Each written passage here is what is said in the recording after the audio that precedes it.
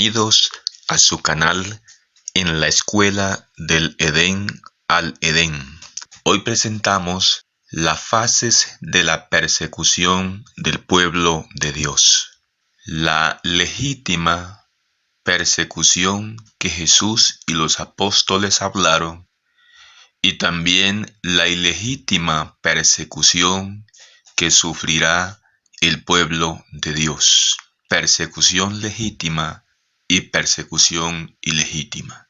En Mateo 5, 11 y 12 leemos: Bienaventurados sois cuando por mi causa os vituperen y os persigan, y digan toda clase de mal contra vosotros mintiendo. Gozaos y alegraos, porque vuestro galardón es grande en los cielos, porque así persiguieron a los profetas que fueron antes de vosotros. Sin lugar a dudas, esta es una referencia a la persecución legítima, cuando el cristiano es perseguido por causa de Jesús. Jesús le llama bienaventurado a aquel que es perseguido por su causa. Pero hay otro elemento esencial que hay que tener en cuenta. La persecución en primera instancia debe ser por la causa de Jesús. Y en segunda instancia debe ser una persecución que se haga sin ninguna base, es decir, mintiendo. Lo que se diga del cristiano ha de ser mentira. Es decir, una acusación basada en falsa motivación. Bienaventurados sois cuando por mi causa os vituperen y os persigan, y digan toda clase de mal contra vosotros mintiendo. Esa es la persecución legítima, aquella persecución que tiene que ver con el cristiano. La persecución de la cual Jesús dijo: alegraos, cuando digan toda clase de mal contra vosotros, mintiendo, es decir, falso testimonio. Pero ¿cuál es la persecución ilegítima? La persecución ilegítima también se establece por contraste en el versículo 11 del capítulo 5. Jesús implícitamente habla de la otra persecución, puesto que da una bienaventuranza cuando sus seguidores son perseguidos. Y son perseguidos por su causa. Y en segundo lugar, la persecución tiene como soporte una mentira. De allí se desprende que los perseguidores no tienen razón legítima para perseguir. Como dice el salmista: ¿hasta cuándo volveréis mi honra en infamia? Salmos 4:2. Pero en la persecución ilegítima, el cristiano ha errado el camino, ha equivocado sus pasos, y es perseguido porque se ha documentado su participación en hechos impíos. Esta es la persecución ilegítima, cuando el mundo persigue al que dice ser cristiano porque ha errado en sus pasos, ha equivocado en la senda, ha participado en hechos impíos. Primera de Pedro 4, 1 al 4 dice: puesto que Cristo ha padecido por nosotros en la carne, vosotros también armaos del mismo pensamiento. Pues quien ha padecido en la carne, terminó con el pecado, para no vivir en el tiempo que resta en la carne, conforme a las concupiscencias de los hombres, sino conforme a la voluntad de Dios. Baste ya el tiempo pasado para haber hecho lo que agrada a los gentiles, andando en lascivias, concupiscencias, embriagueces, orgías, disipación y abominables idolatrías. A estos les parece cosa extraña que vosotros no corráis con ellos en el mismo desenfreno de disolución, y os ultrajan. Quiere decir que a estas alturas del tiempo, el cristiano ya debe estar totalmente separado de todo lo que conlleva la impiedad del mundo, de todo lo que conlleva estar separado de Dios. El cristiano ya debe estar completamente unido a Dios, porque va a llegar una persecución ilegítima, y es la primera persecución que va a llegar. Aquella persecución inducida que consiste en que un cristiano participa en hechos impíos y los enemigos de Dios van a usar eso para traer persecución al pueblo de Dios. Seguimos hablando de la persecución legítima y de la persecución ilegítima. Pedro en su primera epístola, en el capítulo 4, versículos 12, 13, 14 y 16, nos comenta lo siguiente.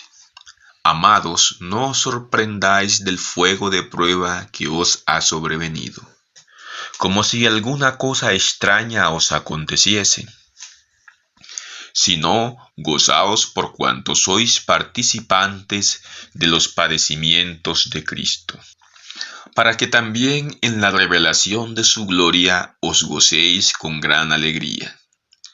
Si sois vituperados por el nombre de Cristo, aquí también se reseña lo que dijo Jesús. Si sois vituperados por el nombre de Cristo, esa es la legitimidad de la persecución. Sois bienaventurados, porque el glorioso Espíritu de Dios reposa sobre vosotros. Ciertamente, de parte de ellos, Él es blasfemado, pero por vosotros es glorificado. Es decir, que nuestra vida de obediencia y completa piedad glorifica el nombre de Dios. Pero si alguno padece como cristiano, no se avergüence, sino glorifique a Dios por ello. Excelente. El cristiano glorifica a Dios por sus padecimientos, por su vida de piedad. Pero vamos a leer el versículo 15 del capítulo 4 de Primera de Pedro, que hace alusión a aquella persecución ilegítima. Así que ninguno de vosotros padezca como homicida o ladrón o malhechor o por entrometerse en lo ajeno. Aquí está claramente descrita la persecución ilegítima. El padecimiento, la persecución, el ultraje de un cristiano como malhechor, como impío que ha participado en hechos de maldad o en hechos abominables, es persecución ilegítima, sin base. Esa persecución no glorifica el nombre de Dios. Los apóstoles sufrieron persecución legítima. Y claramente Jesús y los apóstoles dejaron establecida en la Biblia que había dos persecuciones, la persecución legítima y la persecución ilegítima. Como cristianos, en este último tiempo, hemos de saber que la primera persecución que vendrá será la persecución ilegítima. Continuemos con nuestro estudio de las dos persecuciones.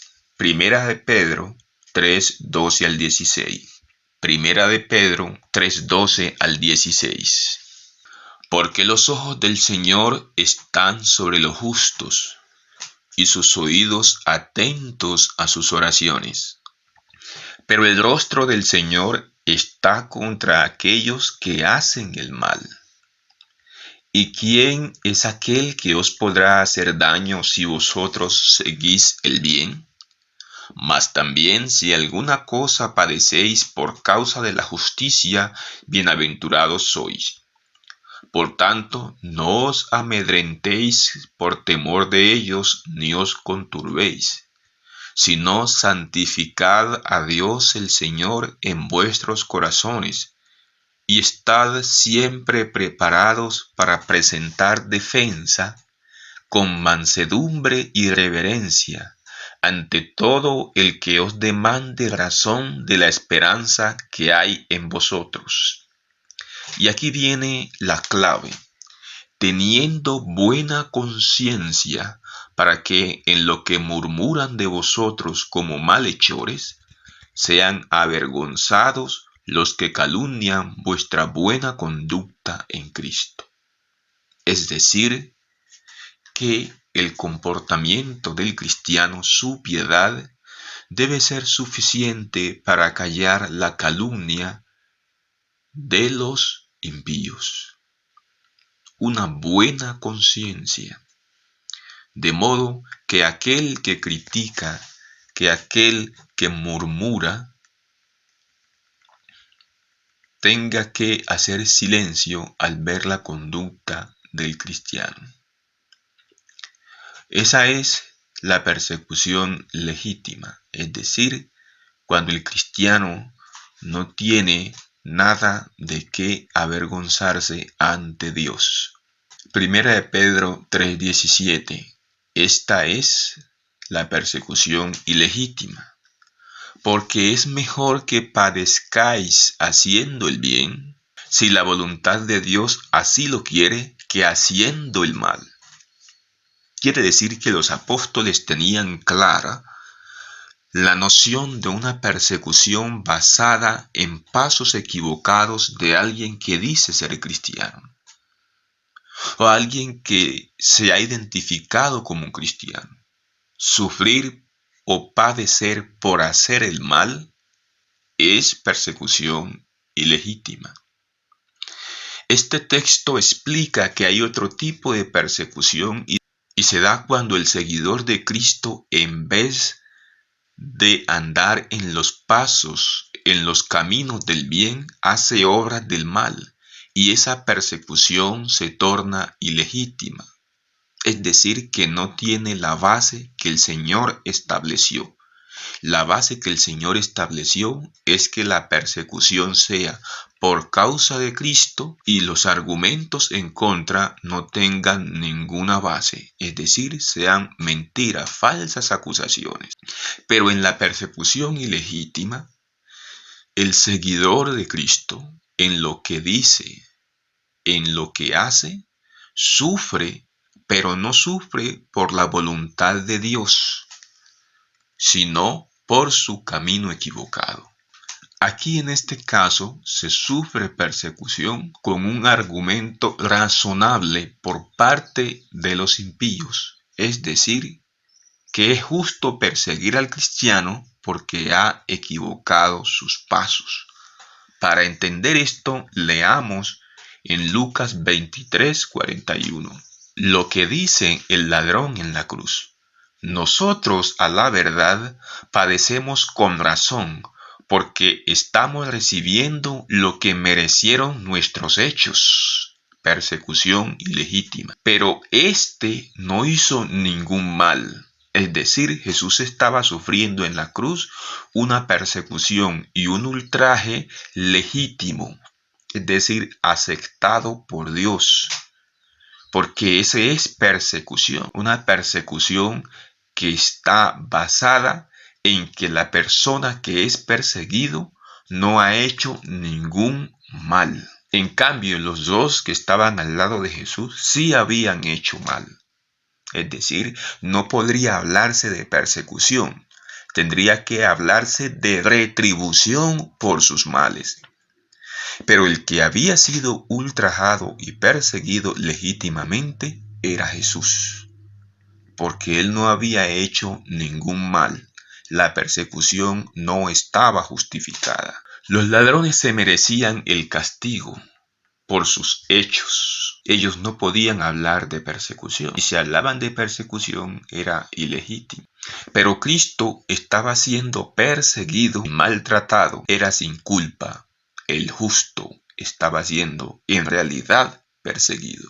Leamos entonces 1 de Pedro 2:12. Manteniendo buena vuestra manera de vivir entre los gentiles, para que en lo que os calumnian como a malhechores, glorifiquen a Dios en el día de la visitación, al observar vuestras buenas obras. Por contraste, también aquí está implícita la persecución ilegítima, en 1 de Pedro 2:12. En la persecución ilegítima, el seguidor de Cristo mantiene una mala manera de vivir entre los gentiles. Los paganos encuentran razones válidas para perseguirlos. Entonces allí se deslegitima la causa del cristiano, porque hay razones para perseguirlo. Legítimamente no puede reclamar por su persecución. Legítimamente no puede presentar ante Dios una razón válida para decir: Señor, me están persiguiendo, atiende mi causa. Porque los ojos del Señor están no sobre los impíos, dice la Biblia, sino sobre los justos. Así que la causa de aquel que es perseguido por su impiedad no es legítima ante Dios. La causa del que es perseguido por su piedad, por su conformidad con los mandamientos y su palabra, es la causa legítima ante Dios. En la persecución ilegítima, aquel que es perseguido por su impiedad se hace merecedor de las consecuencias. Y por lo tanto, Dios no recibe la gloria cuando se analizan las acciones de este seguidor de Cristo.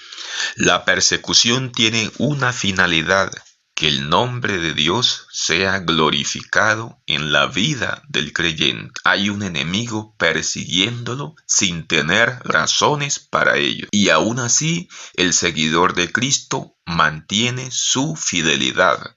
Y Dios muestra ante el universo que Él es justo, porque aún sus seguidores en medio de situaciones difíciles dan gloria a Dios. Se muestra pues que es posible mantenerse de parte de Dios. Dios es glorificado en la vida de su seguidor. Pero cuando el seguidor de Cristo hace quedar mal a Dios, Dios no recibe la gloria. Dios recibió la gloria cuando Job, en medio de la persecución que fue objeto, se mantuvo fiel y firme, y Dios confió en que su siervo no iba a hacerle quedar mal. Job dio la gloria a Dios. Job fue perseguido legítimamente. Las adversidades que le vinieron eran sin razón alguna. No había castigo válido para él en ese caso. Pero para el cristiano que yerra en el camino, que equivoca la senda, la persecución que viene es válida, y allí no se glorifica el nombre de Dios. Síntesis de lo dicho: manteniendo buena vuestra manera de vivir entre los gentiles, para que en lo que os calumnian como a malhechores, glorifiquen a Dios en el día de la visitación, al observar vuestras buenas obras. Hemos expuesto entonces las dos persecuciones: la persecución legítima, que es solamente por la causa de Cristo, y las aseveraciones que se hacen no tienen base, son falsos testimonios. Y la otra persecución, que es la persecución ilegítima ante Dios, aquella persecución que recibe el cristiano cuando equivoca su senda y hace obras de impiedad. Vamos a pasar entonces a considerar lo que tiene que ver con las fases de la persecución para el pueblo de Dios. Las fases de la persecución para el pueblo de Dios comienzan con una persecución ilegítima. Y ustedes se preguntarán, ¿por qué va a ser perseguido el pueblo de Dios con una persecución ilegítima? Lo que sucede es que debido a que muchos cristianos han errado sus pasos y la organización ha sido infiltrada y se han introducido comportamientos equivocados, ese error organizacional o ese error de dirigentes será usado para arropar la mayoría, para cubrir la mayoría con un manto de impiedad y de maldad y decir que es toda la organización y decir que es todo el cuerpo adventista. Entonces, a partir de allí se va a levantar una persecución basada en hechos ilegítimos. La primera fase de la persecución es armar el expediente, lo que yo llamo el expediente adventista. El expediente adventista se viene armando hace ya muchos años. Y es algo que el enemigo está documentando desde hace tiempo para tener estructurada la persecución ilegítima, para desnaturalizar la verdadera persecución, es decir, para concluir y convencer a muchos que realmente merecemos ser perseguidos. Es la primera fase de la persecución, armar el expediente. Y esto puede explicarse con la dialéctica con que ha manejado el mundo. Reino del norte y reino del sur, para luego sacar la síntesis. Tesis, antítesis y la síntesis. La teoría de los contrarios, para luego sacar la conclusión a su favor. Voy a explicar cómo ha venido organizando todo esto. La perspectiva es una macrodisciplina del saber. En la práctica es una matriz metodológica para anticiparse o construir lo que alguien quiere que ocurra en el futuro. Eso permite explicar cómo ha operado el enemigo armando el expediente adventista. Lleva muchos años haciendo preparativos, construyendo todo el expediente, armando todos los actores, preparando todos los actores del drama, las organizaciones del drama, todos los elementos, los componentes del expediente. Desde hace mucho tiempo los enemigos de Dios trazaron un plan y una estrategia para neutralizar a los siervos de Dios, desacreditar a la iglesia, al mensaje, y luego acusar y en apariencia encontrar una excusa para perseguir al pueblo de Dios. Eso es lo que se conoce como el expediente en contra del adventismo. La construcción de este expediente tuvo su primer paso en la infiltración, la seducción y la consecuente apostasía. Ya veremos cómo. La intención inicial fue introducir teorías y prácticas de origen secular en los aspectos administrativos de las instituciones conexas de la Iglesia. Al fin y al cabo, las decisiones sobre asuntos administrativos no eran discutidas en los círculos teológicos y se decidían por comités administrativos de inversiones, entre otros comités. Fue así como se infiltró el sistema de salud adventista que permite el aborto con múltiples justificaciones, todas ellas de fuente secular. Y ni hablar de los aspectos administrativos y financieros en los cuales se introdujeron prácticas seculares para el manejo financiero, que es otro asunto del cual seguramente en los próximos años el enemigo tendrá un expediente para armar escándalos. Muchos hospitales llevan el nombre de adventistas, porque eso da buen rédito en el mercado. Pero en la práctica sus dueños ya no son adventistas. Hace rato que quebraron, pero continúan operando bajo la propiedad de otras personas e instituciones, entre ellas instituciones religiosas de otra corriente. Muchas instituciones de salud adventista, en muchos casos, para no quebrarse, tuvieron que admitir la financiación del gobierno, acudir al brazo del Estado, y con ello comprometieron su autonomía, neutralidad e independencia.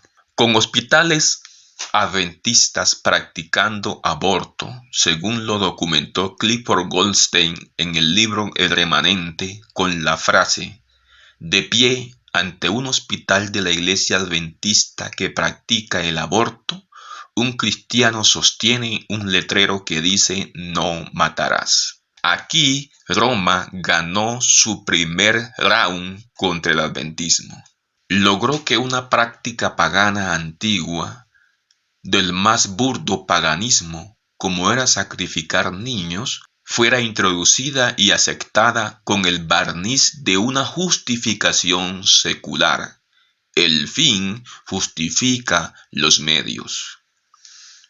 Lo logró evitando la discusión teológica y manteniendo el asunto como un tema administrativo en las instituciones alternas de la Iglesia, como hospitales, clínicas y sistemas de salud. Ahora veremos qué importancia tiene esto.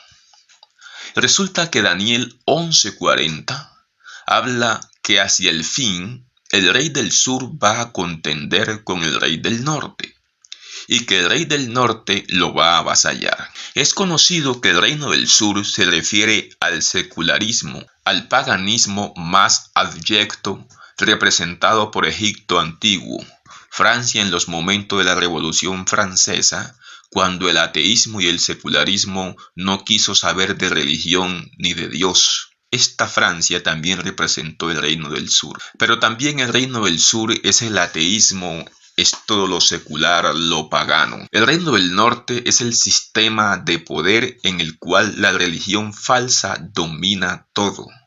Ha sido representado por la religión falsa de Babilonia, que fue recogida por el cuerno pequeño, y ahora es representado por la iglesia sistema religioso de Roma. Estos dos sistemas hacen parte de la estrategia del engaño del enemigo, la lógica de los contrarios, la tesis y la antítesis, en la cual el dragón pone la tesis, reino del sur, y la antítesis, reino del norte, para el dragón beneficiarse con la síntesis, y entonces el dragón logra el engaño. Lo que sucede es lo siguiente, y es aquí donde está la trampa que se le tendió al adventismo y por el cual se viene construyendo el expediente. Prácticas como el aborto han sido introducidas por la sociedad de Loyola dentro del adventismo. Estas prácticas son perversas a todas luces. Son practicadas por los paganos, ateos y el mundo secular, de tal manera que los adventistas, administradores de hospitales y clínicas, estarían en la categoría del reino del sur por llevar a cabo prácticas paganas, y por ahí derecho desacreditan nuestro mensaje de salud. Con el aborto se eliminan muchas vidas, es decir, no seríamos pro salud, sino pro enfermedad. No seríamos unos defensores de la vida.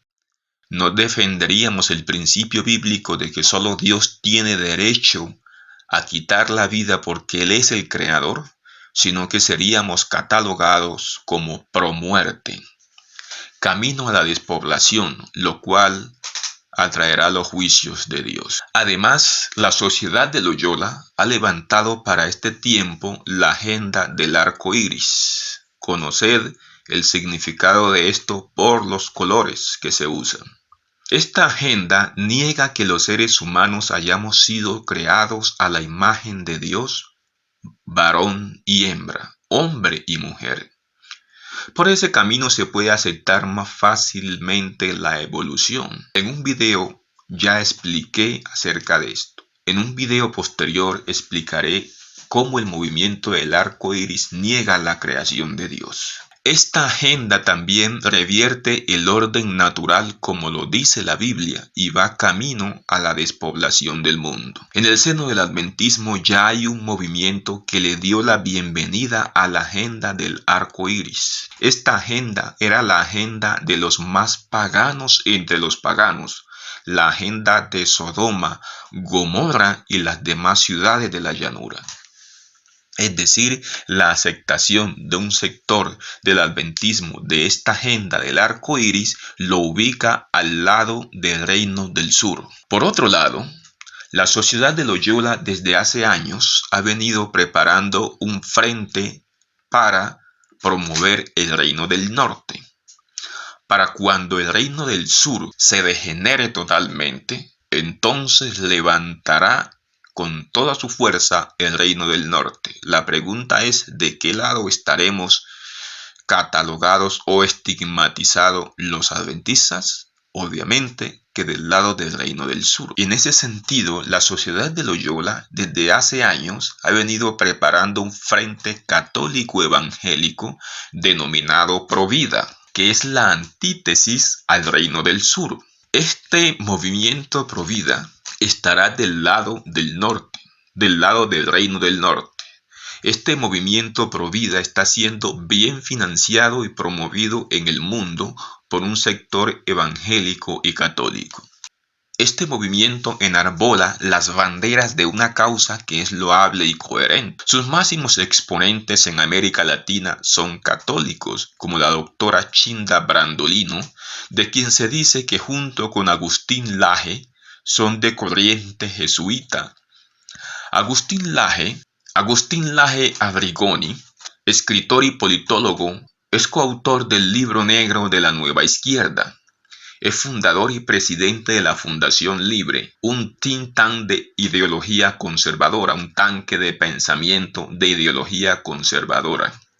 Ha sido considerado como un ultraderechista por diversos medios de comunicación. Asimismo, él se autodenomina paleolibertario, minarquista y antifeminista. Estamos observando aquí de qué lado está Agustín Laje. Mientras el Reino del Sur promueve el movimiento del arco iris, la ideología de género y el feminismo, este señor es antifeminista. O sea, esta es la antítesis a la tesis, que es el Reino del Sur. La tesis es el Reino del Sur y la antítesis es el Reino del Norte. La tesis es la ideología de género y la antítesis es el movimiento Provida. También se opone a la eutanasia y miren lo que viene aquí, al aborto y el matrimonio igualitario.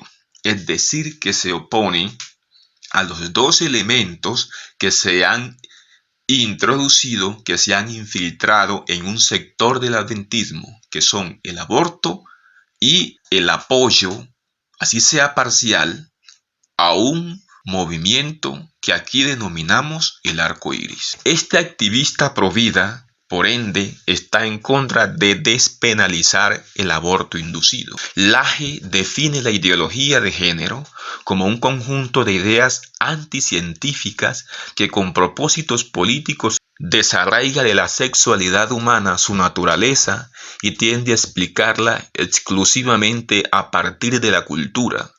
Así, nuestra realidad sexual como hombres o mujeres sería una mera construcción social anulando nuestras determinaciones naturales. Obviamente que esta definición es válida y obviamente que atrae a mucha gente que está en contra del movimiento del arco iris. Pero el tema, el trasfondo de esto es que la síntesis será la persecución para un pueblo que hace rato se le viene construyendo un expediente.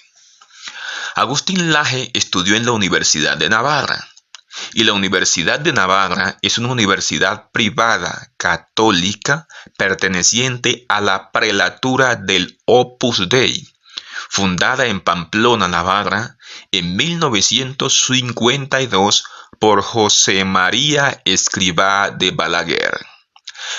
Comprendemos aquí las conexiones que hay.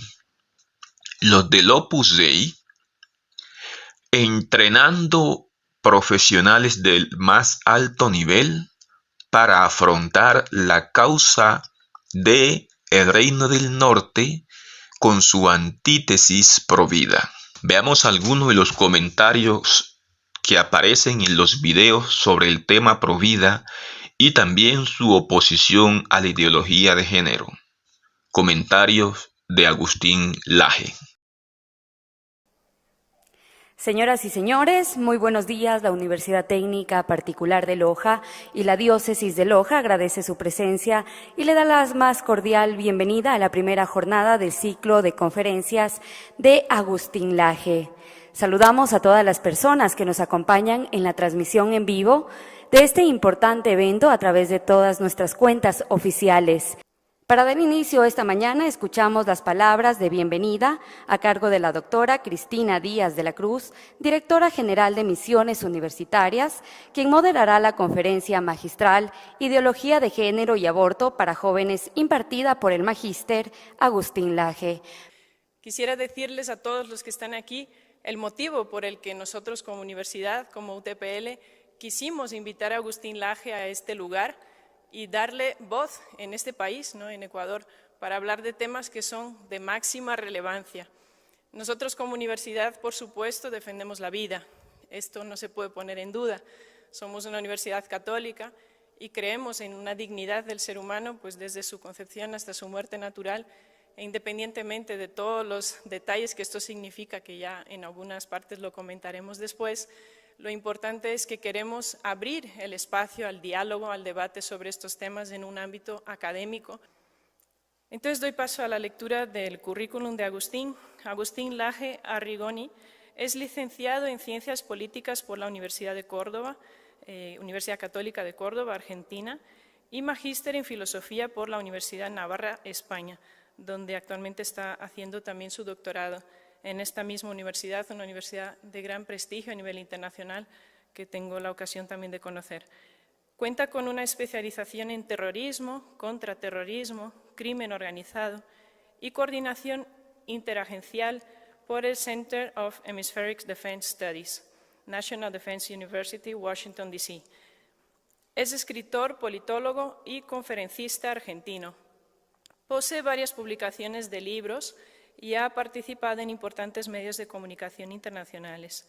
Es fundador y presidente de la Fundación Libre y sus conferencias han sido impartidas en las principales ciudades de América Latina y Estados Unidos. Como se ha mencionado anteriormente, hoy para este programa con jóvenes vamos a hablar sobre ideología de género y aborto. Muchísimas gracias, Agustín. Estamos deseando escucharte. Bueno, muy buenos días a todos. Es un placer para mí estar hoy aquí con ustedes. Gracias ante todo a la universidad, muchísimas gracias a la UTPL por abrirme las puertas y ofrecer este tipo de actividades. Hoy vamos a tratar dos temas. Creo que tenemos más o menos 2 horas para esto, aproximadamente. Bien. Vamos a tratar 2 temas, tema aborto y tema ideología de género. Yo entiendo que tenemos un público juvenil, que se han escogido jóvenes para estar esta mañana hoy con nosotros y que hay además jóvenes que nos están siguiendo a través de Internet. Voy a dividir, por lo tanto, la conferencia en 2, aborto e ideología de género. Habitualmente entendemos en los últimos años, en todo nuestro continente, que el aborto es una lucha de mujeres que se ponen un pañuelo verde y que salen a hacer manifestaciones por el derecho a decidir sobre su propio cuerpo. Bueno, ese es el discurso actual. Ahora, ¿cómo se llegó a ese discurso actual y cuáles son las verdaderas determinantes del discurso? Un estudio del discurso. Vamos a estudiar cómo se confeccionó el discurso del aborto, porque a partir de ese estudio vamos a poder hallar los intereses materiales detrás de esa agenda. ¿Cuáles son los intereses materiales detrás de la agenda del aborto? ¿Son simplemente la militancia del pañuelo verde, la presunta preocupación por los derechos de la mujer, que hoy pulula en boca de absolutamente todos, políticos de un arco del espacio ideológico, políticos del arco exactamente opuesto del espacio ideológico, todos los medios de comunicación? Bueno, pero ¿cuál es el fundamento material de la política del aborto en el mundo? Eso es lo que quiero y ese es mi objetivo. Vamos a empezar desde el principio, por supuesto. El primer tipo de discurso que ha procurado la legitimación del aborto como práctica social y además como práctica política ha sido lo que podemos llamar el discurso eugenésico. ¿Qué es la eugenesia? Bueno, la raíz eu significa bueno. ¿Qué es la eugenesia? Bueno, sería algo así, digamos, como el buen origen o un poquito más concretamente la buena genética. Una política eugenésica es una biopolítica, diría Michel Foucault, es una biopolítica que procura mejorar la genética de un pueblo.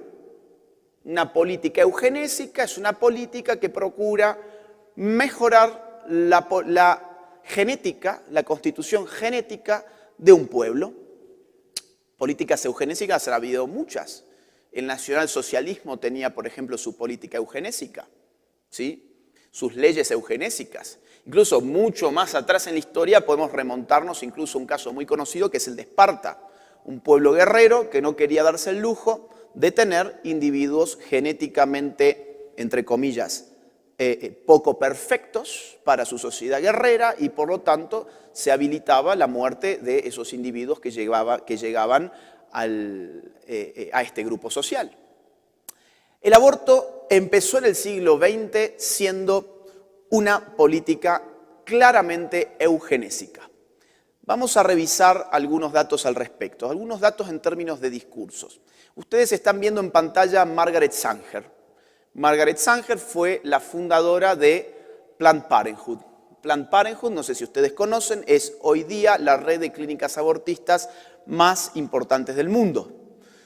¿Cómo podemos medir esta importancia? Bueno, miren, ellos han publicado reportes financieros muy claros hasta el año 2016 inclusive. Ese último informe del año 2016 que fue publicado con datos muy claros, admite tener en el mundo más de 46.000 establecimientos abortivos.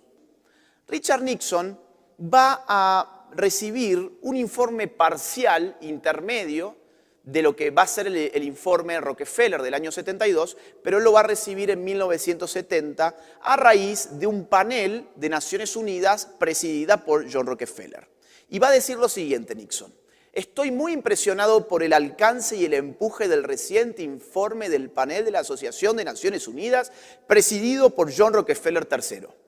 Le pedí al secretario de Estado y al administrador de la Agencia para el Desarrollo Internacional, o sea, USAID, dar alta prioridad a la planificación familiar y de población.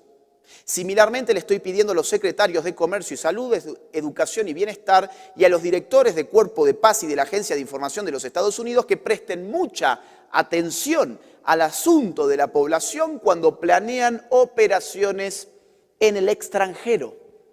¿Qué significa esto? Bueno, que Nixon termina tomando la decisión a raíz de un informe de Rockefeller de poner toda la maquinaria del Estado norteamericano a controlar la población de forma decidida en operaciones en el extranjero. Vamos viendo entonces que esto no parece ser una revolución de abajo hacia arriba.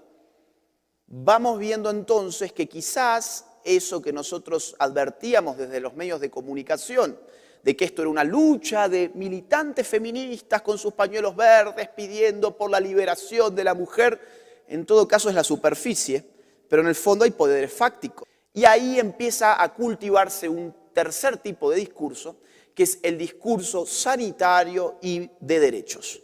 Es decir, ya no queremos el aborto porque queremos una raza más limpia, como decía Margaret Sanger. Ya no queremos el aborto porque es más económico hacer que los pobres no se reproduzcan que solucionar la pobreza, como decía Lyndon Johnson, sino que queremos el aborto porque estamos preocupados por la salud de la mujer y estamos preocupados además por los derechos humanos, que ya los empezamos a especificar en la Conferencia Internacional de Teherán del año 1968. Entonces, ellos van a apostar ahora a este tipo de juego. En el año 1972 se publica el famoso informe Rockefeller y entre otras cosas dice lo siguiente: creemos que el aborto no debe considerarse un sustituto del control de la natalidad, sino más bien como un elemento de un sistema integral de atención a la salud materno-infantil. Acá ya se ve claramente. No queremos el aborto para todo esto que estuvimos diciendo hasta ahora, lo queremos para la salud materno-infantil. Ahora, curioso, la salud infantil. ¿Ustedes saben cómo se hace un aborto? Hay varios tipos de abortos. Es decir, tenemos desde la introducción de un bisturí dentro del cuerpo de la mujer y el despedazamiento vivo del feto, Tenemos la técnica de la succión, donde con una aspiradora directamente se extirpa el feto, se lo destruye por la succión, por la fuerza de la succión. Tenemos la aniquilación del feto con químicos salínicos. Sí, pero bueno, este señor nos dice que esto es, en verdad, atención a la salud materno-infantil y que ese es el propósito que ahora tienen que empezar ellos a esgrimir. Pero no es tonto John Rockefeller III. En su informe va a decir cómo hay que empezar a elaborar el discurso. Y nos va a decir que para eso hay que hacer una gran batalla cultural donde se cambien los sistemas éticos. Lo que consideramos bueno y malo debe ser modificado radicalmente, porque si no esto nunca va a poder realizarse. Entonces, en este informe dice, por ejemplo, que hay que apuntar hacia el desarrollo de un principio ético básico de que solo los niños deseados son traídos al mundo. Ese es el principio ético básico que domina hoy. La idea de que si no deseas a tu hijo no es un hijo. La humanidad de tu hijo depende de si lo deseas o no lo deseas. Es tu deseo y no su ser lo que imprime dignidad en esa cosa que se está desarrollando. Hay que cosificar y no personalizar o humanizar, sino que hay que cosificar al ser humano en gestación y su personalidad dependerá en todo caso de si su padre lo desea. Acá hay un quiebre antropológico inmenso, porque, digamos, hasta este entonces, con lo que esta gente lidiaba, era con la idea de que la dignidad humana es intrínseca a la calidad del ser. Siendo ser humano, yo soy digno. ¿Por qué? Porque soy un ser humano, punto final. Ahora la dignidad del ser humano va a estar en función de algo que está por fuera del ser humano. La actualización de sus operaciones, por ejemplo, tiene razón, tiene voluntad, tiene un proyecto de vida. No lo tiene. Bueno, entonces no es un ser humano, no tiene dignidad. Y en este caso particular, ¿su madre lo desea? No lo desea. Bueno, no tiene dignidad, porque hay que apuntar al principio ético básico de que solo los niños deseados son traídos al mundo. Los que no son deseados son descartados. En 1973, tan solo un año más tarde, se legaliza el aborto en los Estados Unidos con el polémico fallo de Roe versus Wade. ¿Por qué polémico? Bueno, porque al final fue todo un engaño. La parte, digamos, que estaba a favor de la legalización del aborto y que esgrimía una violación, terminó confesando la mujer violada de que había sido un invento, de que habían logrado legalizar el aborto. Ella después se arrepintió, por eso lo admitió. Se arrepintió de lo que hizo y contó públicamente que ella en verdad había inventado el caso, con la ayuda de organizaciones abortistas que armaron el caso con ella. Pero ese fallo existe y ese fallo desde el 1973 hasta hoy estableció el aborto legal en los Estados Unidos. Ahora, fíjense cómo sigue esta medida. Dice así: el objetivo sería ayudar a las parejas y a los individuos a alcanzar sus objetivos de procreación y brindarles todas las oportunidades de ejercer su derecho a tener hijos por elección. El mismo insumo que vimos en 1968, que se repitió en 1974, tanto en Bucarest como en el informe Kissinger, que lo vimos también en el informe Rockefeller en el año 72 y que reaparece en Naciones Unidas en el año 94. ¿Por qué lo ponen tanto? Porque ellos saben que esa es la pieza ganadora. Probamos con la raza, no nos funcionó. Probamos con la economía, no nos funcionó. Probamos con el derecho y esto está caminando, parece ser. Ahora, ustedes pueden preguntarse, ¿y qué es una política de salud sexual y reproductiva? ¿Qué es una política de planificación de la familia? ¿A qué se refiere este informe de Naciones Unidas con esos términos tan corrientes en el mundo de hoy, pero que nadie define con claridad? Bueno, te lo van a decir un poquito más adelante en el punto 7.6, en la medida 7.6, que dice así, miren: Mediante el sistema de atención primaria de salud, todos los países deben esforzarse porque la salud reproductiva esté al alcance de todas las personas de edad apropiada lo antes posible y a más tardar para el año 2015. Ahora, ¿qué es la salud reproductiva? Bueno, continúa de esta forma. La atención de la salud reproductiva en el contexto de la atención primaria de la salud debería abarcar, entre otras cosas, 2 puntos. Asesoramiento, información, educación, comunicaciones, servicios en materia de planificación de la familia, servicios de atención prenatal, partos sin riesgos, etcétera, etcétera, etcétera. Y cuando vamos al último punto, interrupción del embarazo. O sea, el aborto ¿está incluido en lo que Naciones Unidas llama aquí salud reproductiva? Sí. Por lo tanto, legalizar todos los servicios de salud reproductiva que vimos en el punto anterior significa legalizar también el aborto. Ahora, ustedes podrán ver en pantalla que dice de conformidad con lo indicado en el párrafo 8.25. ¿Qué dice el 8.25? Dice que debiera evitarse utilizar el aborto como una medida para controlar la demografía. Ahora, eso ya no importa. El punto es que lo legalizamos. Tus intenciones pueden ser unas y otras, nadie las va a escrutar. El punto es que queremos que legalices de todas maneras el aborto. Entonces, otra vez, esto es un movimiento que va de abajo hacia arriba, el que estamos viviendo hoy. ¿Es una revolución? No, las revoluciones son de abajo hacia arriba. La ingeniería social es de arriba hacia abajo.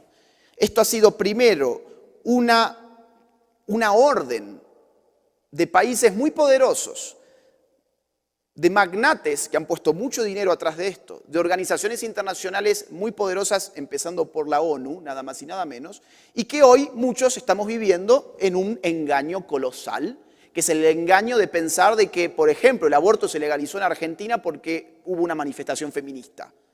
No. Hubo diputados a los cuales se les pagó $100.000 para que votaran a favor del aborto, confesado por sus compañeros, por ejemplo. Hubo millones de dólares en la Argentina para financiar las campañas del aborto. En este país hay millones de dólares también. ¿Cómo lo sé? ¿De dónde lo saqué a esto? ¿Me lo inventé? No. Miren, los reto a que entren en ippf.org, que es la página oficial de International Planned Parenthood Federation, de la cual ya hemos hablado, que busquen su reporte financiero. Lamentablemente el más nuevo es del año 2016, porque cuando ingresó Trump ellos ya no se animaron a seguir diciendo en qué usaban su dinero. Pero en el año 2016, entre el año 2016 y el año 2008, que es el primer informe que ellos publican en su página, saquen la cuenta de cuánto dinero han destinado para organizaciones abortistas de este país y van a ver que han entrado más de 2,5 millones para financiar la militancia que hoy estamos viendo. Como llegó el año 2015 y esos objetivos no se cumplieron, no por lo menos en todas partes, poco después la ONU va a escribir su Agenda 2030. Agenda 2030. Por ejemplo, el objetivo número 5 se desagrega en varias metas. La meta 5.6 dice lo siguiente: asegurar el acceso universal a la salud sexual y reproductiva y los derechos reproductivos según lo acordado de conformidad con el programa de acción de la Conferencia Internacional sobre la Población y el Desarrollo, que acabamos de ver, la plataforma de acción de Beijing, que fue la del 95, que pide exactamente lo mismo, la legalización del aborto, y los documentos finales de las conferencias de examen. Claro, cuando uno lee la Agenda 2030, lee esto y no entiende nada. ¿Qué es Beijing? ¿Qué es la Conferencia de Acción en Población? Bueno, ahora ya lo sabemos, es eso. O sea, ¿qué está pidiendo la Agenda 2030? Que por favor de una buena vez me legalicen el aborto en el mundo. La meta del objetivo número 3. Para el año 2030 hay que garantizar el acceso universal a los servicios de salud sexual y reproductiva, incluidos los de planificación de la familia, información y educación y la integración de la salud reproductiva en las estrategias y los programas nacionales. O sea, vamos a ver la Agenda 2030 que está plagada de todo esto porque es la orden que están dando desde arriba. Un ex alto funcionario de ONU hizo un listado con más de 100 géneros. Claro, si yo multiplico paródicamente los géneros, los puedo desacoplar radicalmente del sexo y voy a tener una realidad radicalmente independiente de lo natural. Eso es ideología de género. ¿Y quién va a poner en el centro de esta estrategia a Judith Butler? Al travesti, diciendo lo siguiente: el travesti se burla del modelo que expresa el género, así como la idea de una verdadera identidad de género. ¿Por qué el travesti se burla? Bueno, porque la sexualidad, según la teoría performativa de Butler, es como un gran escenario de actuación, ¿no? Nosotros actuamos nuestra sexualidad. Yo tengo un guión, que es el guión masculino, ella tiene un guión, que es el guión femenino, y nos han dicho que ese guión se corresponde a mi naturaleza y que el guión de ella se corresponde a su naturaleza. Pero ¿qué pasa si yo me robo el guión de ella y yo empiezo a actuar como ella? Yo estoy subvirtiendo la obra de teatro. Esta es la idea, ¿sí? Entonces, ¿por qué el travesti es un sujeto político para Butler? Porque es quien roba el guión del otro sexo.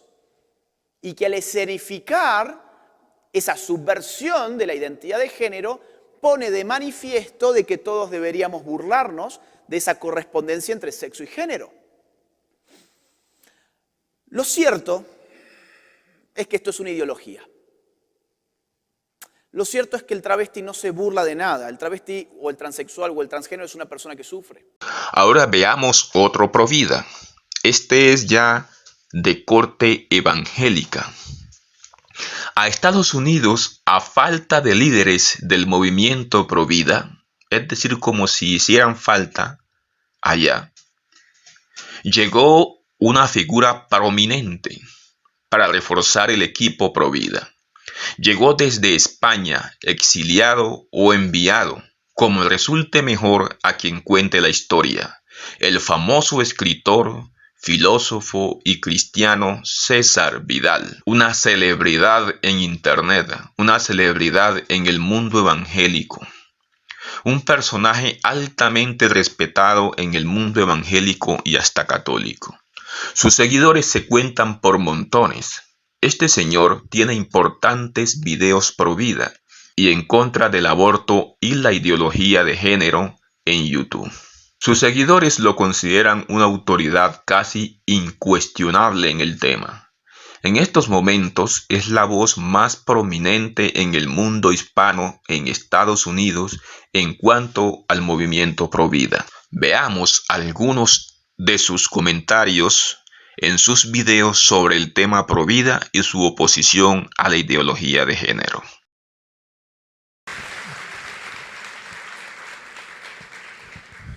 Buenos días.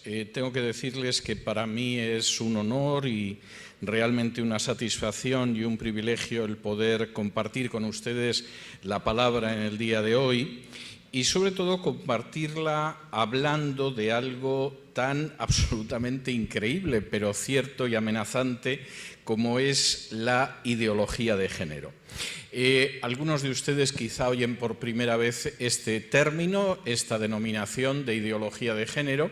Tengo que decirles que la ideología de género es uno de los planes totalitarios más ambiciosos que existen en estos momentos y que es enormemente ambicioso porque otros planes totalitarios que han existido previamente en la historia de la humanidad nunca pensaron en cambiar la naturaleza humana. El comunismo podía pensar en cambiar las relaciones de producción, cambiar el mundo de base hundiendo al imperio burgués, como dice la letra de la Internacional. El nacionalsocialismo alemán podía aspirar a liberar al mundo de los judíos y al mismo tiempo a asentar la supremacía de la raza aria, pero nunca pensaron que podían cambiar la propia naturaleza humana. No creyeron que los hombres podían dejar de ser hombres o las mujeres podrían dejar de ser mujeres o cosa parecida. La ideología de género cree que efectivamente eso es posible y no solamente que es posible, sino que además es algo deseable.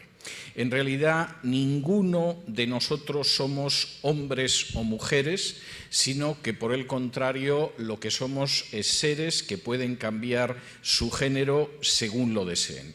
Tengo que decir que esto en términos científicos es un disparate. Si ahora uno de ustedes decidiera que ya no es Carlos, sino que es Carlota, y se inyectaran masivamente hormonas femeninas y en un momento determinado se extirpara sus genitales masculinos y le construyeran algo parecido a unos genitales femeninos, cuando analizáramos su ADN nos seguiría gritando que es Carlos. Es verdad, es un Carlos mutilado, hormonado y con algo que se parece lejanamente a unos genitales femeninos, pero la ciencia nos diría de una manera absolutamente testaruda que sigue siendo un hombre, y por supuesto sucedería igual en el caso de una mujer. En ese sentido, el ADN es terrible.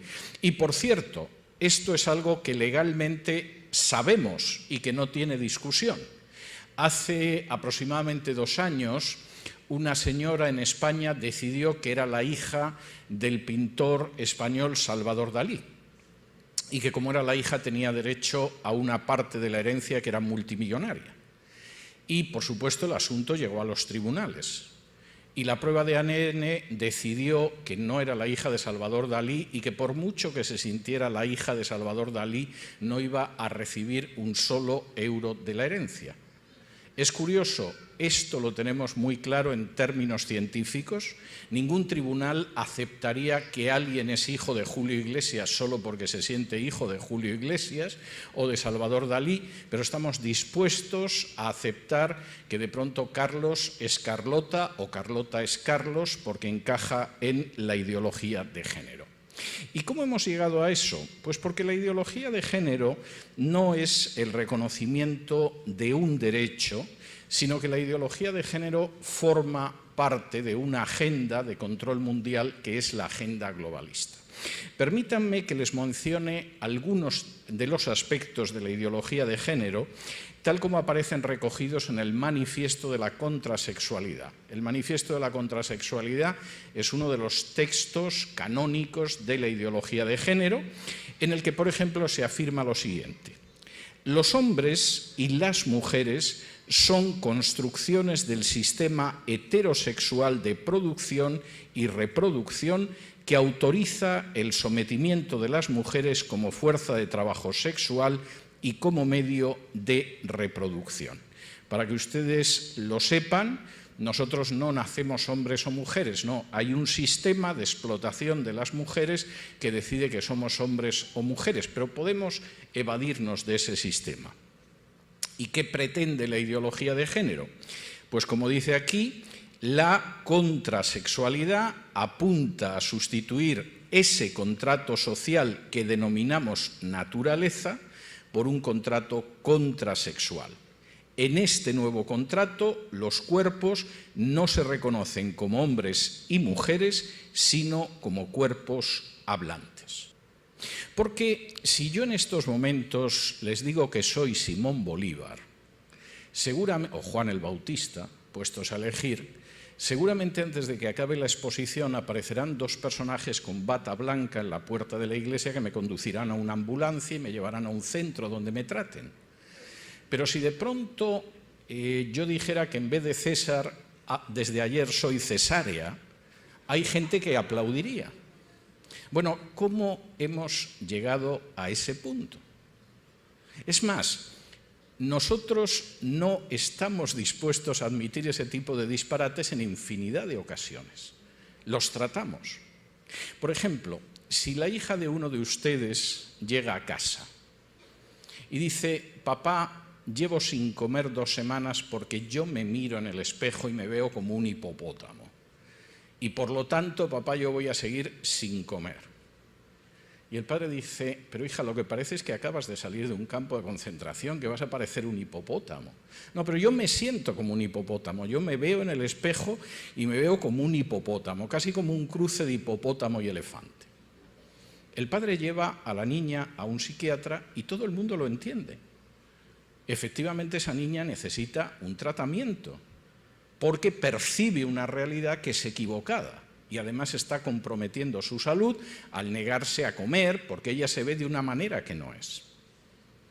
Pero si llega tu hijo y dice: papá, que sepas que yo no soy Luis, soy Luisita, tienes que aplaudir al niño, no se te ocurra llevarlo a un especialista. En algunos países está prohibido legalmente tratar a una persona que afirma eso. Puedes acabar en la cárcel si te atreves a tratarlo, por ejemplo en España.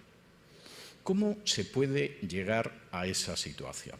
Pero de momento el aborto no es una conquista, no es un derecho de la mujer aunque nos lo vendan, es simplemente un instrumento de exterminio masivo.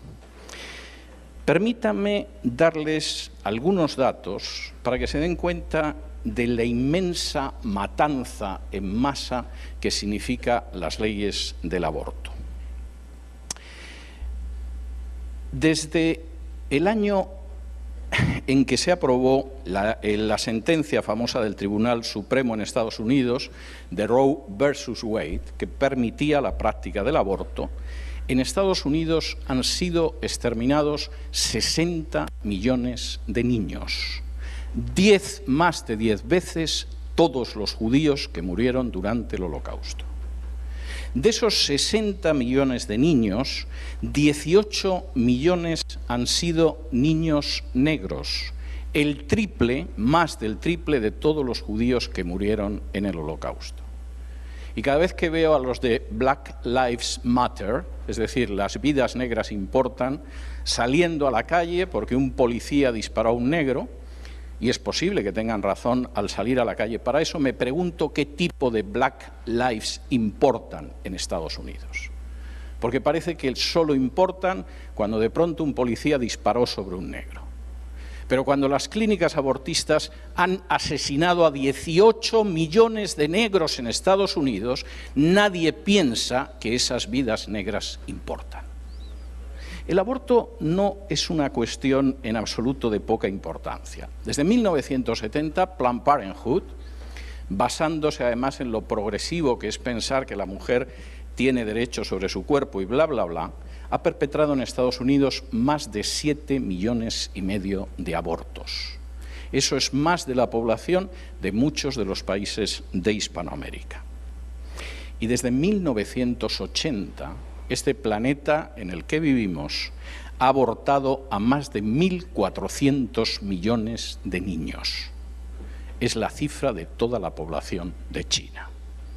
Y, por supuesto, con 1.400 millones de niños menos, seguramente los que impulsan la agenda globalista se sienten felices, aunque si consiguieran que en vez de 1.400 fueran 3.000, porque finalmente Hispanoamérica se uniera al inmenso baño de sangre del aborto, se sentirían mucho más felices.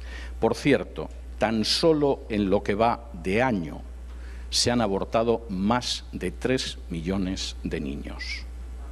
Son cifras verdaderamente espectaculares. Y, por cierto, tengo que decirles que las legislaciones cada vez son más laxas y tolerantes. En Estados Unidos, el Estado de Nueva York aprobó hace apenas unas semanas que hasta justo el momento en el que salga el cuerpo del niño del claustro materno se le pueda dar muerte. Y, por supuesto, la gran batalla es que toda Hispanoamérica se sume a la legislación abortista y consigamos reducir la población hasta un nivel que nos resulte aceptable a aquellos que queremos controlar el mundo. Hace apenas unos meses, de manera sorpresiva, se estrenó en Estados Unidos una película que se titula Gosnell, el mayor asesino en serie de la historia. El doctor Gosnell era un médico que practicaba abortos y en un momento determinado tuvo la mala suerte de que una de las pacientes a las que atendía se murió, empezó una investigación y descubrieron que el doctor Gosnell no respetaba las 24 semanas de máximo para practicar un aborto, sino que practicaba abortos en cualquier momento de la gestación. No solamente eso, empezaba a utilizar una serie de medidas abortistas que eran verdaderamente escalofriantes. Por ejemplo, a veces el niño salía vivo a pesar del aborto y entonces el doctor Gosnell, con una enorme tranquilidad, echaba mano de unas tijeras y le cortaba la columna vertebral justo por debajo de la base del cráneo. Y aquello ya se salía de las 24 semanas y con enorme dificultad 2 policías consiguieron convencer al fiscal de que no era una cuestión de que discutieran el derecho del aborto, sino que se habían producido homicidios de acuerdo con la ley del Estado y por lo tanto había que procesar al doctor Gosnell. Y el doctor Gosnell estaba tan orgulloso de lo que hacía que, por supuesto, fue a juicio convencido de que lo absolverían. En una de las secuencias más escalofriantes de la película, el fiscal lleva como perito, como especialista, a una doctora que practica abortos y que, por supuesto, le parece que lo que el doctor Gosnell hace es absolutamente intolerable. Pasarse de las 24 semanas en que todavía se puede practicar legalmente un aborto es intolerable. Y en un momento determinado, el abogado del doctor Gosnell le pregunta a la doctora, ¿tiene usted experiencia practicando abortos? Y la mujer le dice, sí, por supuesto. Le dice, ¿cómo cuántos abortos ha podido usted practicar a lo largo de su carrera? Y la doctora contesta, más de 30.000. Hubo gente a la que se ejecutó después de la Segunda Guerra Mundial por matar a muchísima menos gente. Y en un momento determinado el abogado le dice, ¿usted considera que es intolerable que un niño que ya ha salido vivo, porque intentaron abortarle, pero la criatura salió viva, en ese momento le corten con unas tijeras la columna vertebral en la base del cuello y lo maten? Y la doctora dice, sí, eso es inhumano. Le dice, doctora, ¿alguna vez un niño al que le practicó un aborto consiguió sobrevivir? Y la doctora dice, sí, en varias ocasiones. Y el abogado le pregunta, ¿y qué hizo usted entonces? Dice, bueno, lo colocamos encima de una mantita para que estuviera cómodo y muriera. Y el abogado le dice, ¿y realmente usted cree que es más humano dejar que un niño que ha nacido vivo muera en una mantita que el hecho de matarle en ese mismo momento, cortándole la columna vertebral con unas tijeras? La película causó una sensación tal en Estados Unidos. ¿Quién demonios ha podido hacer una película tan retrógrada, tan fanática y tan religiosa, que se colocó en primer lugar dentro de las películas en los cines de Estados Unidos? E inmediatamente se produjo un boicot de las grandes cadenas de exposición porque la gente no puede ver la verdad. Y no puede ver que una doctora civilizada, guapa, bien vestida y que seguramente llevaría perfume, ha matado a más de 30.000 seres humanos a sangre fría. Y por supuesto en la película se repite varias veces, esto no tiene que ver con el aborto, que como ironía no está nada mal. Es más, estoy convencido de que el guionista hace que los protagonistas repitan continuamente esto no tiene nada que ver con el aborto, porque evidentemente, claro que tiene que ver con el aborto. La ideología de género no solo es que sea perversa, asesina en masa, es genocida. Y en estos momentos uno de sus objetivos es que a ese genocidio se una esta parte del mundo que es Hispanoamérica. Voy a ir todavía más lejos. Aquí no solamente hay un intento de exterminio masivo, hay además un intento de destruir el vínculo más natural que existe en la creación, que es la relación entre una madre y un hijo. Permítanme contarles una experiencia. En el año 2016, durante varios años, 5 o 6 años, cuando yo dirigía programas de radio en España, todos los años hacía un par de programas en Israel. Y entonces viajaba a Israel con mi equipo y cambiaba la estructura del programa de 4 horas y entonces entrevistaba durante el primer día a gente que tenía que ver con el Israel histórico y traíamos arqueólogos, cosas de este tipo, y el segundo día era gente que tenía que ver con el Israel actual. Y el último año que hice este tipo de programas, que fue en el 2016, un amigo mío de la Embajada de Israel en Madrid me recomendó una persona que era un médico que era provida. Y yo dije, bueno, me parece muy bien, vamos a llevar a un médico provida al programa. El médico llegó y era un judío ortodoxo que, por supuesto, no dio la mano a ninguna de las mujeres de mi equipo, no sea que tuviera la menstruación y le comunicara la impureza ritual. Y en fin, las chicas de mi equipo no estaban muy contentas ya de entrada con el médico. Peor fue para mí, porque nada más sentarle y presentarle y decir que era un médico y que estaba en un hospital, le digo, doctor, tengo entendido que usted es provida. Y me dice, no, yo soy pro-choice. Es maravilloso cuando de pronto en radio tienes que llenar 15 o 20 minutos de tiempo y te falla el invitado, o el invitado te dice todo lo contrario de lo que se supone que te tiene que decir. En esos momentos dudas entre empezar a contar chistes para cubrir el tiempo y no sabes si cortarte las venas o dejártelas largas, pero verdaderamente es muy desagradable. De modo que intentas ver qué haces con un médico que se supone que es pro vida y te dice que es pro choice. Y entonces le digo, bueno, ¿y cómo es que usted es favorable? Dice, mire, yo tengo muy claro que la decisión la tiene que tomar la mujer. Pero la experiencia médica de décadas me dice que si la mujer puede decidir libremente y con tiempo lo que hace, su naturaleza de mujer hace que tenga el niño. Claro, si al lado tiene al novio diciendo aborta, que no podemos tener un niño ahora porque esto impide nuestra carrera. O a los padres diciendo aborta, que todo el mundo va a notar que te has quedado embarazada del novio. O al marido diciendo no podemos alimentar una boca más en casa. O a la amiga feminista diciendo tú tienes derecho sobre tu cuerpo y quítate eso que ni siquiera es un ser humano. Sí, es posible que la mujer aborte. Pero mi experiencia es que si uno deja a la mujer a solas con lo que lleva en su vientre y esa mujer puede decidir en libertad y pensar tranquilamente, deciden tener el niño. A mí aquello me sonaba muy bien, pero siempre te queda un poco la duda, porque a saber lo que podría haber con esto. De modo que cuando yo regresé a Madrid después del viaje a Israel, llamé a una de las personas de la embajada y le dije, oye, mira, fue muy bien esta entrevista, se me quedó la duda de si lo que dice este médico es verdad. ¿Realmente las mujeres conservan al niño, deciden no abortar? ¿La voz de la maternidad es tan fuerte que al final esa criatura nace?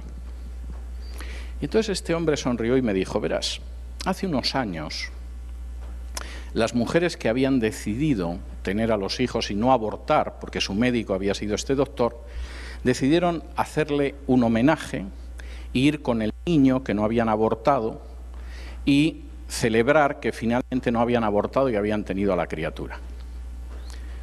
No, fueron muchas. Llenamos un estadio y estaban apretadas. Posiblemente aquel hombre había salvado tantas vidas como la mujer que aparecía en la película de Gosnell había destruido. Y la diferencia era simplemente que aquel hombre pensaba que la naturaleza humana es la que es. Y la naturaleza humana no quiere destruir la vida que lleva en su seno. Quiere que esa vida llegue hasta el final y nazca. Y si damos la oportunidad para que sea así, por supuesto va a ser así. El problema es que la ideología de género está enormemente interesada en el hecho de que no pueda ser así. Como dato curioso, se tiene que César Vidal habla mal de la Iglesia Adventista. Dice que la Iglesia Adventista del Séptimo Día es un fundamentalismo sectario, una acusación gravísima. Opina que la Iglesia Adventista surge de una disparatada interpretación de Daniel 8:14. Ridiculiza a la Iglesia por su creencia en el estado de los muertos, la no inmortalidad natural del alma y su énfasis en el santuario. Y critica además lo que él llama la dieta pseudolevítica. Este señor tiene una especial fijación por mostrar a la Iglesia como fundamentalista y sectaria por su creencia en el sábado y por afirmar que el domingo es la marca de la bestia. Todos sabemos la connotación que en el ámbito internacional tienen los términos fundamentalismo. Fundamentalistas son, en general, grupos terroristas. Los términos a veces se vuelven intercambiables. Al-Qaeda, Hezbollah, ISIS, Estado Islámico, talibanes, entre otros, son llamados fundamentalistas. Esa acusación, que es por cierto infundada de César Vidal, es desde ya una manera de ir estigmatizando a la Iglesia Adventista para lo que se viene. Es decir, es el reino del norte preparando la acometida contra el pueblo de Dios. Pero para que sea válida su persecución, ha tratado de llevar a la Iglesia y de encapsularla en el reino del sur.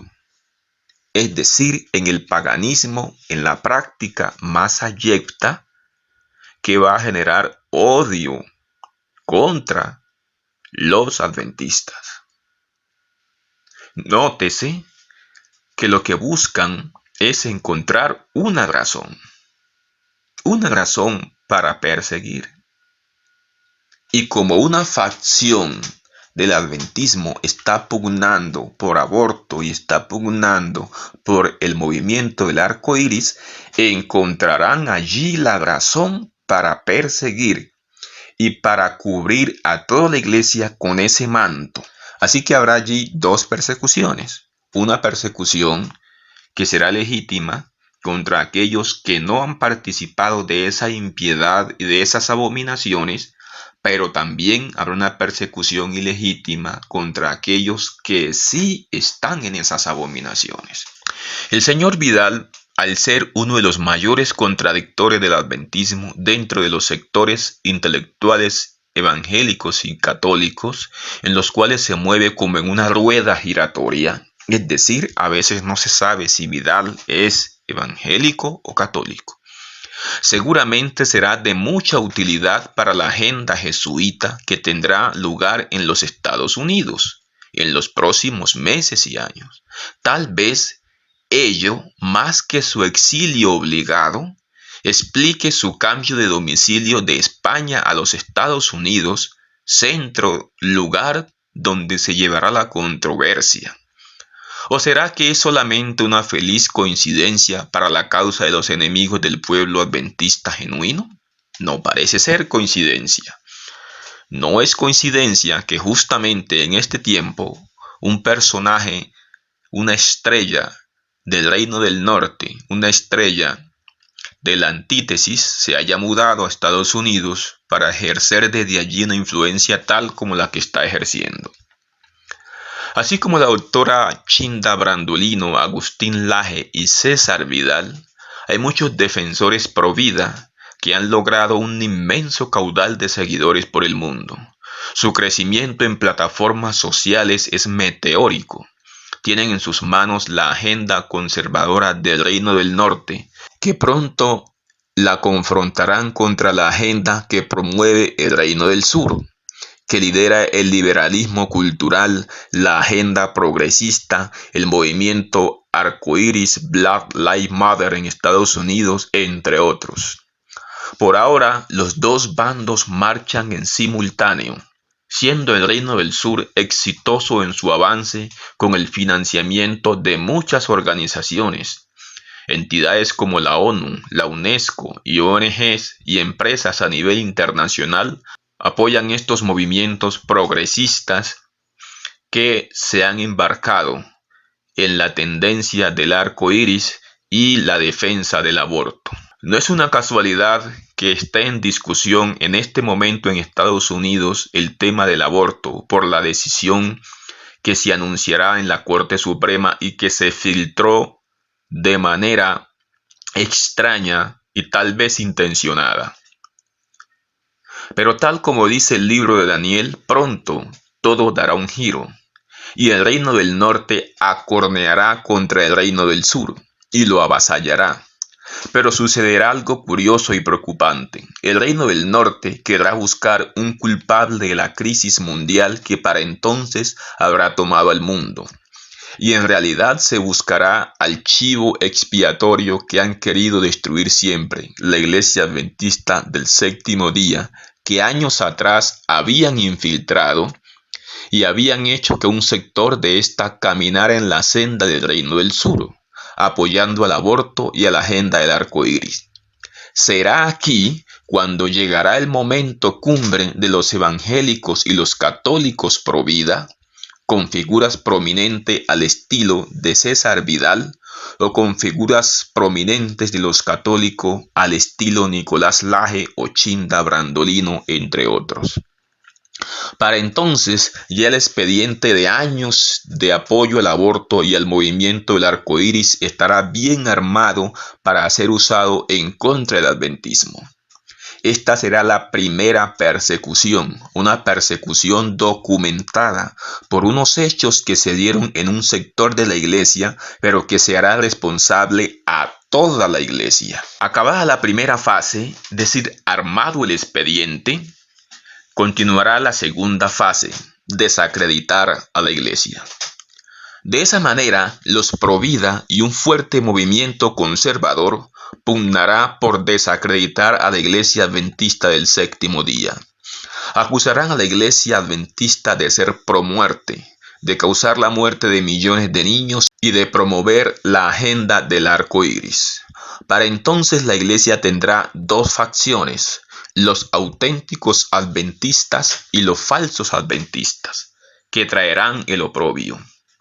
En la práctica, la ira de Roma será contra los auténticos adventistas. Ese será el juego de Roma. El juego es buscar que el descrédito parezca razonable y merecido, solo como pretexto para perseguir a los legítimos adventistas más adelante. Recuerden las palabras de Jesús. Bienaventurado soy cuando por mi causa, la causa del aborto, y la causa del movimiento del arco iris no son la causa de Cristo. Por lo tanto, esta persecución con la cual se arropará, se cubrirá a toda la denominación bajo ese estigma, busca deslegitimar la causa de la iglesia. Y con un pretexto de simplificar lo que un grupo hizo y expandirlo a todos los demás, se estigmatizará a toda la iglesia. Una vez se desacredite a la iglesia, tendrán patente de corso, es decir, la justificación para desacreditar el mensaje. Cuando se desacredite la iglesia como institución, como organización, será más fácil desacreditar el mensaje que predica. El mensaje adventista será sometido al escarnio. El rechazo a la organización generará un rechazo al mensaje por una gran fracción del mundo. Una vez desacreditados iglesia y mensaje, lo inevitable será la persecución directa contra la iglesia. Pero ahora con un nuevo matiz, se enforzará la cuestión del cambio climático, adorando en un día en honor a la Pachamama. Se mostrará como día de descanso al día del sol, un día al cual Roma sabe que los adventistas genuinos no darán su brazo a torcer. Entonces ahí se les acusará una vez más de ser pro muerte. Es decir, si ven, esta es la tendencia de esa gente. Son pro muerte y ahora se oponen al cuidado del planeta. Y no solamente ponen en riesgo la vida de ellos, sino la vida de los demás. Merecen que se les acuse. Se les acusará una vez más de ser pro muerte, por no cuidar la naturaleza que da la vida y poner en riesgo la vida de los demás. Esto será como música a los oídos del movimiento pro vida y el sector conservador de católicos y evangélicos. Aquí es donde ellos irán unidos. Perseguir a los fieles, quinta fase del asunto. La quinta fase de la persecución será ya la persecución propiamente dicha, derivada de la ley dominical. Cuando ya la gente cargue contra la iglesia y los considere detestables, entonces Roma enforzará la firma de la ley dominical, de modo que ésta se dé en medio del más grande desprestigio para la iglesia, que para entonces tendrá, como lo hemos mencionado, dos facciones. En la práctica, la ira de Roma será contra los auténticos adventistas. Este será el juego de Roma. El juego es buscar que la persecución parezca razonable y merecida, solo como pretexto para perseguir a los legítimos seguidores de Cristo. Es en esta última parte de la persecución cuando se incorpora el domingo por ley, y se dará cuando el descrédito a la iglesia sea tal que la gente los persiga cargados de odio porque consideran justo perseguirlos. Jesús dijo: aún viene la hora, cuando cualquiera que os mate pensará que rinde servicio a Dios. Pero a causa de los fieles seguidores de Cristo, muchos del mundo se darán cuenta que los adventistas genuinos tienen la verdad y el mensaje correcto. Su vida de ejemplo, una vida piadosa, mostrará al mundo otra cara. Y entonces muchos se decidirán por Cristo.